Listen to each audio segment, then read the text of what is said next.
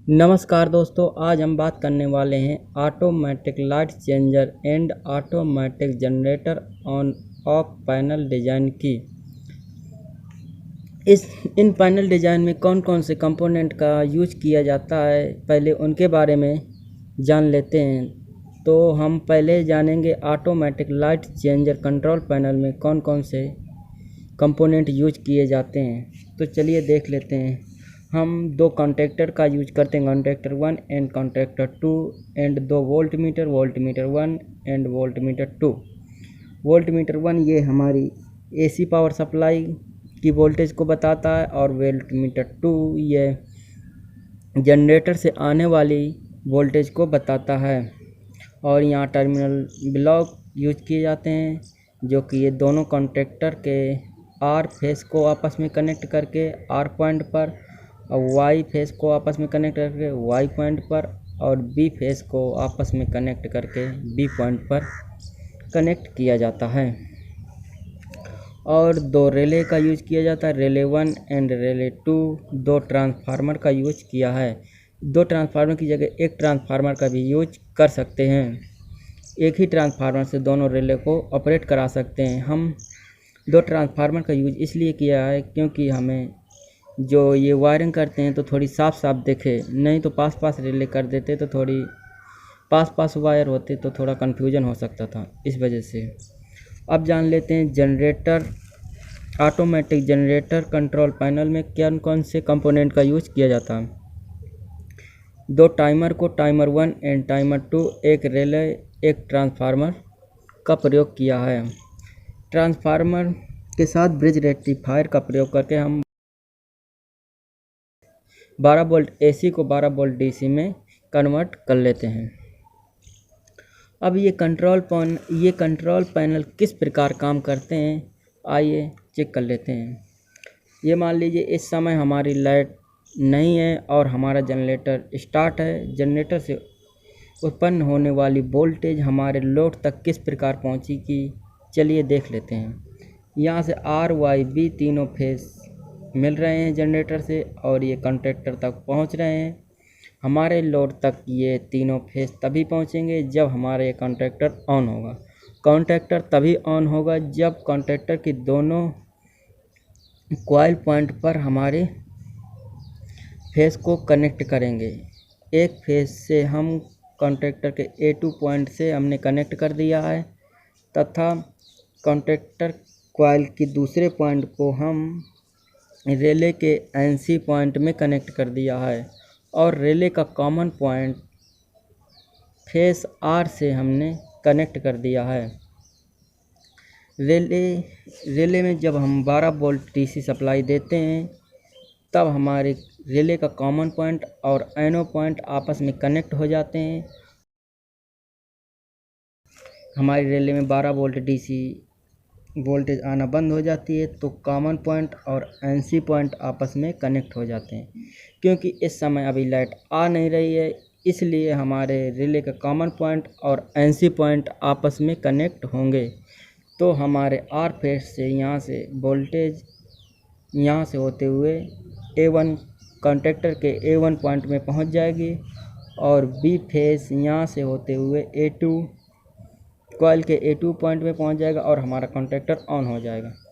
जैसे ही contactor on होगा तो यहाँ से होते हुए हमारा R फेस यहाँ R पॉइंट पर और Y फेस यहाँ से होते हुए Y पॉइंट पर और B फेस यहाँ से होते हुए B फेस पर पहुँच जाएगा और यहाँ हम लोड कनेक्ट कर लेते हैं।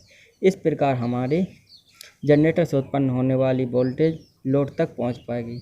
और जनरेटर की वोल्टेज चेक करने के लिए हम दो फेस में एक वोल्टमीटर को कनेक्ट कर दिया, जिससे हमें पता चल सके कि किन्हीं दो फेस के बीच कितनी वोल्टेज आ रही है। अब मान लीजिए कि हमारा जनरेटर चल रहा है, जनरेटर चलते समय हमारी लाइट आ जाती है, तब उस स्थिति में हमारे जनरेटर को अपने आप बंद हो जाना चाहिए। देखते हैं कि बंद होता है कि नहीं, चलिए चेक कर लेते हैं। यहाँ से हमारी एसी पावर सप्लाई जो गवर्नमेंट से आती है आ रही है, तीनों फेस R Y B।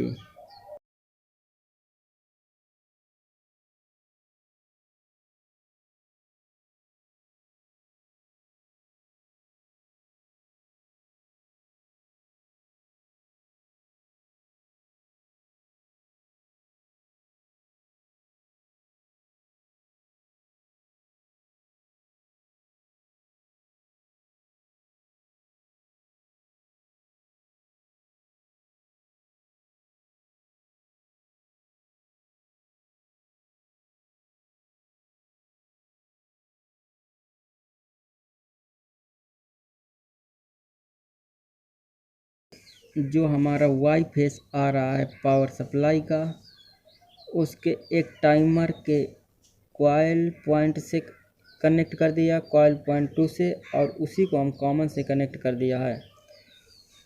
और एसी सप्लाई के बी फेस को हमने कॉइल 1 पॉइंट से कनेक्ट कर दिया है टाइमर के, और उसी बी फेस को हम स्टॉपर के एक टर्मिनल से कनेक्ट कर दिया है, और स्टॉपर के दूसरे टर्मिनल को टाइमर के एनो पॉइंट से कनेक्ट कर दिया है। स्टॉपर का काम है जनरेटर को बंद करना। जैसे ही स्टॉपर में करंट आता है तो ये ऑटोमेटिक जनरेटर को बंद कर देती है। इस स्टॉपर को डायरेक्ट हम दोनों फेस से इसलिए कनेक्ट नहीं किया है क्योंकि जैसे मान लीजिए लाइट आ गई और 5 घंटा लगातार लाइट बनी रही तो हमारी स्टॉपर 5 घंटा एनर्जाइज होती रहेगी, कॉइल स्टॉपर की कॉइल में करंट जाता रहेगा और हमारी एनर्जी लॉस होती रहेगी।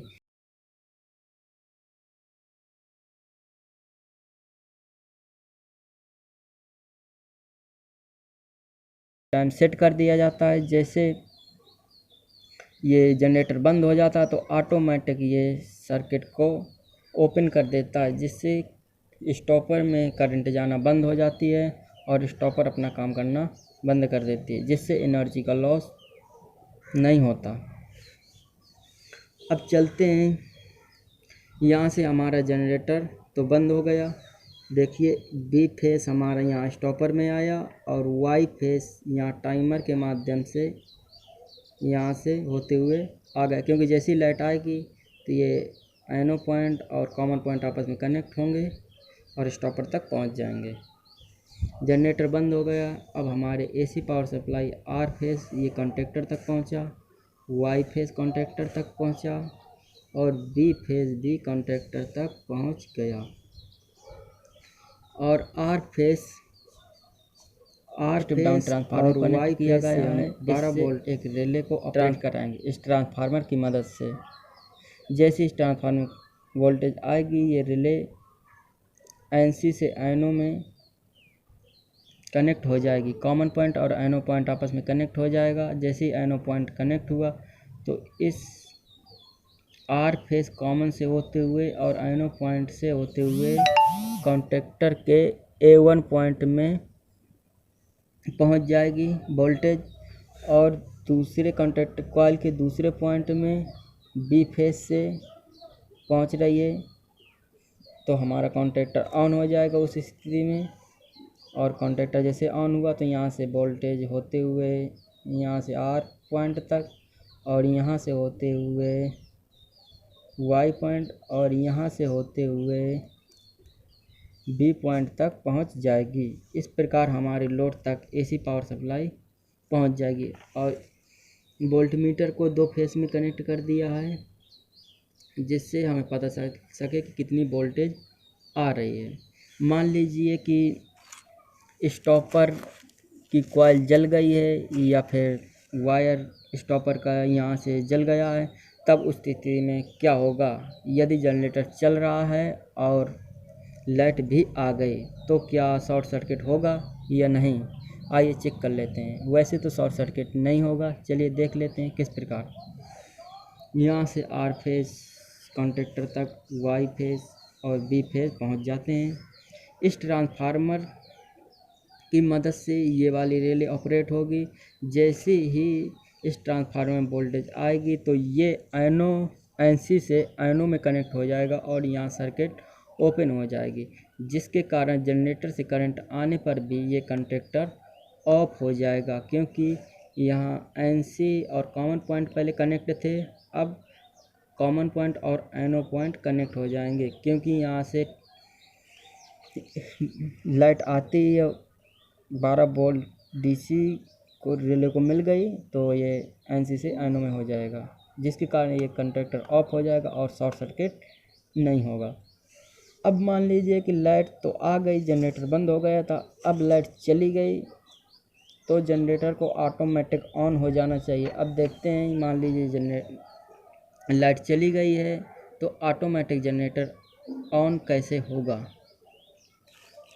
ये हमारा लाइट से गई थी ट्रांसफार्मर से Y phase B phase step down transformer में, और ये ट्रांसफार्मर से रिले में कनेक्ट किया गया था। जब इसमें वोल्टेज आती है तो रिले के कॉमन पॉइंट और एनो पॉइंट आपस में कनेक्ट रहते हैं। जैसे लाइट गई तो एनसी आपस में कनेक्ट हो जाएंगे।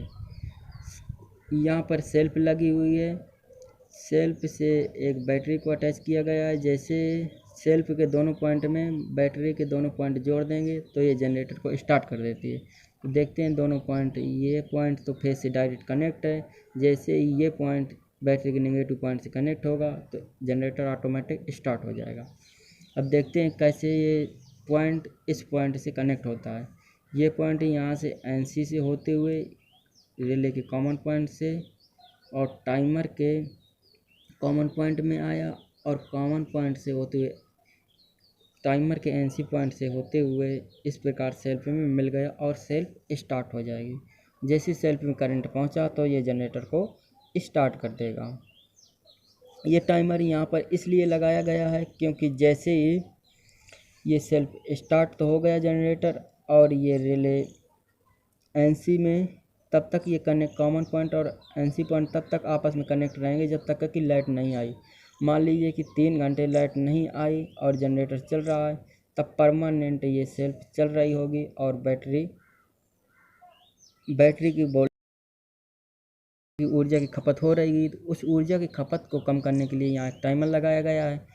कुछ समय के पश्चात जैसे ही जनरेटर स्टार्ट होगा तो ये ऑटोमेटिक एनसी से एनो पॉइंट में हो जाएगा, जिससे ये सर्किट ओपन हो जाएगी और सेल्फ में करंट जाना बंद हो जाएगा। और ये जो टाइमर चलेगा ये जनरेटर पावर सप्लाई से चलता है। इस प्रकार हमारा automatic light changer and automatic generator on off panel design का पावर डायग्राम कंप्लीट होता है। मैं आशा करता हूँ कि ये पावर डायग्राम आपको समझ में आ गया होगा। फिर भी अगर कोई भी कन्फ्यूजन कहीं पर भी हो तो आप कमेंट बॉक्स में ज़रूर बताइएगा। Thank you for watching.